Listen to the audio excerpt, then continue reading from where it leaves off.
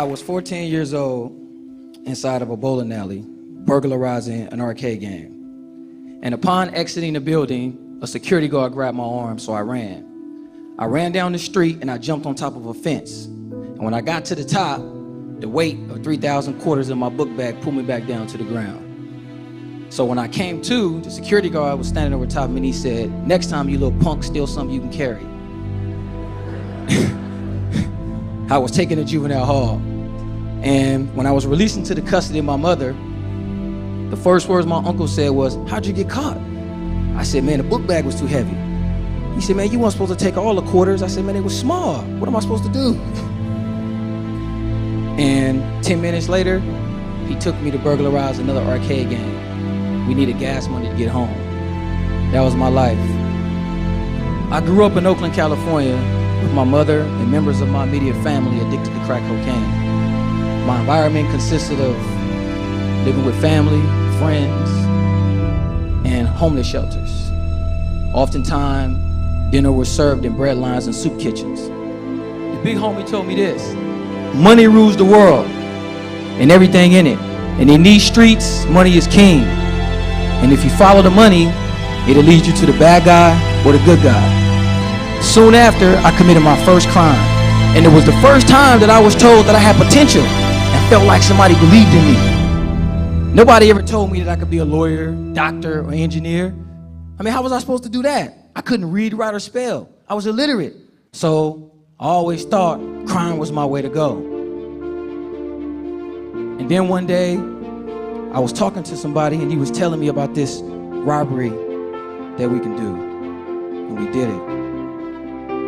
The reality was that I was growing up in the strongest financial nation in the world, the United States of America, while I watched my mother stand in line at a blood bank to sell her blood for $40 just to try to feed her kids.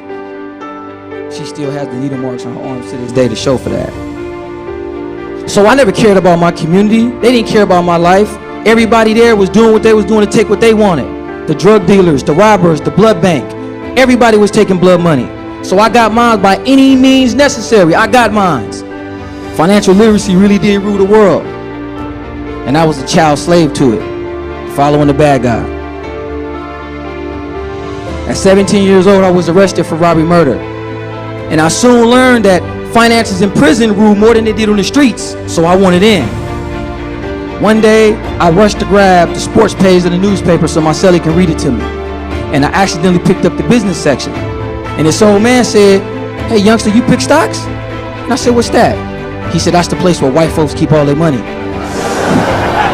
And it was the first time that I had saw a glimpse of hope, a future.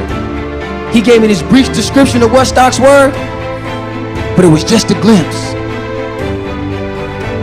I mean, how was I supposed to do it? I couldn't read, write, or spell. The skills that I had developed to hide my illiteracy no longer worked in this environment. I was trapped in a cage, prey among predators, fighting for freedom I never had. I was lost, tired, and I was out of options.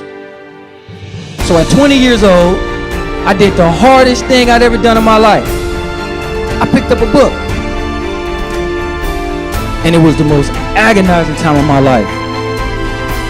Trying to learn how to read, the ostracizing from my family, the homies. It was rough, man. It was a struggle. But little did I know, I was receiving the greatest gifts I'd ever dreamed of. Self-worth, knowledge, discipline. I was so excited to be reading that I read everything I could get my hands on. Candy wrappers, clothing logos, street signs, everything. I was just reading stuff. Just reading stuff. I was so excited to know how to read and know how to spell. The homie came up and said, "Man, what you eating?" I said, "C-A-N-D-Y, candy." He said, "Let me get some." I said, "N-O, no." It was awesome. I mean, I can actually now, for the first time in my life, read. The feeling that I got from it was amazing. And then at 22, feeling myself, feeling confident, I remember what the OG told me. So I picked up the business section of the newspaper. I wanted to find these rich white folks. So I look for that glimpse. As I further my career in teaching others how to financially manage money and invest, I soon learned that I had to take responsibility for my own actions. True, I grew up in a very complex environment, but I chose to commit crimes, and I had to own up to that. I had to take responsibility for that, and I did. I was building a curriculum that could teach incarcerated men how to manage money through prison employments. Properly managing our lifestyle will provide transferable tools that we can use to manage money when we re-enter society, like the majority of people did who didn't commit crimes. Then I discovered that according to MarketWatch, over 60% of the American population has under $1,000 in savings. Sports Illustrated said that over 60% of NBA players and NFL players go broke. 40% of marital problems derive from financial issues. What the hell? You mean to tell me that people work their whole lives buying cars, clothes, homes, and material stuff, but we're living check to check? How in the world were members of society going to help incarcerated individuals back into society if they couldn't manage their own stuff? We screwed. I needed a better plan. This is not going to work out too well. So I thought I now had an obligation to meet those on the path and help. And it was crazy because I now cared about my community. Wow, imagine that. I cared about my community. Financial illiteracy is a disease that has crippled minorities in the lower class in our society for generations and generations. And we should be furious about that. Ask yourselves this: how can 50% of the American population be financially illiterate in a nation driven by financial prosperity? Our access to justice, our social status, living conditions, transportation, and food are all dependent on money that most people can't manage. Is crazy. It's an epidemic and a bigger danger to public safety than any other issue. According to the California Department of Corrections, over 70% of those incarcerated have committed or have been charged with money-related crimes, robberies, burglaries, fraud, larceny, extortion, and the list goes on. Check this out. A typical incarcerated person would enter the California prison system with no financial education, earn 30 cents an hour, over $800 a year, with no real expenses, and save no money. Upon his parole, he will be given $200 gate money and told, hey, good luck, stay out of trouble, don't come back to prison. With no meaningful preparation or long-term financial plan, what does he do? At 60, get a good job or go back to the very criminal behavior that led him to prison in the first place? You taxpayers, you choose. Well, his education already chose for him probably. So how do we cure this disease? I co-founded a program that we call Financial Empowerment Emotional Literacy. We call it FEEL. And it teaches how do you separate your emotional decisions from your financial decisions. And the 4 timeless rules to personal finance. The proper way to save. Control your cost of living. Borrow money effectively. And diversify your finances by allowing your money to work for you instead of you working for it. Incarcerated people need these life skills before we re-enter society.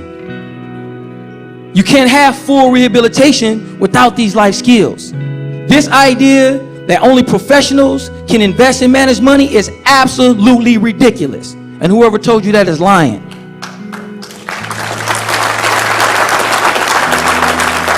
A professional is a person who knows his craft better than most.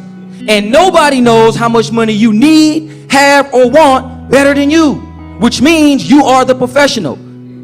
Financial literacy is not a skill, ladies and gentlemen. It's a lifestyle.